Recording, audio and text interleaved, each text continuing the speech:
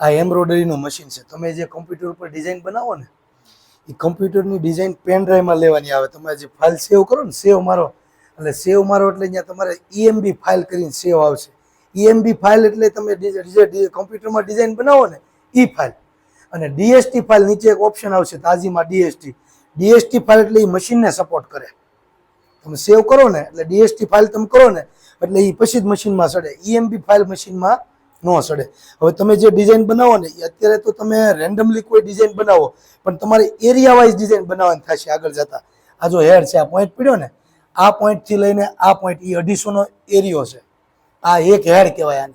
આનું નામ હેડ કહેવાય. આ એક હેડ, આ બે હેડ, આ સિંગલ ધાગો છે પણ આ શેડેડ ધાગો છે. હવાનો ફોટો પાડો ને તો તમને એમ લાગે 4 કલરમાં ડિઝાઇન બનેલી છે.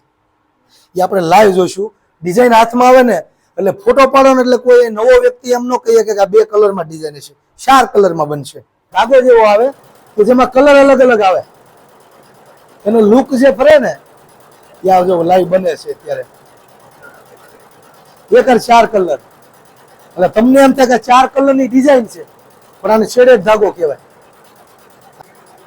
આ તમે ડિઝાઇન બનાવશો ને પછી તમારું સેમ્પલ લાગશે આમાં.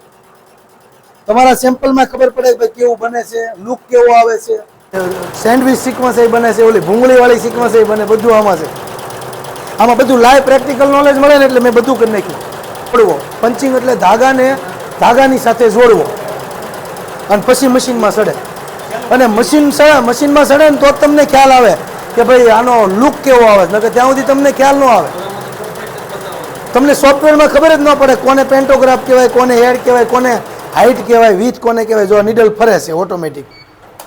જો નીડલ ફરી ગઈ એવું જરી હાલે છે. જરી તો નોલેજ જેટલું મળે ને એટલું પ્રાપ્ત કરવાનું. ગ્રુપમાંથી નહીં તે આપણે અહીંયા તો મળશે જ તે ગ્રુપમાંથી નહીં મેળવવાનું. એટલે બધી જગ્યાએ જ ભેગું થાય આપણે સમજાણું.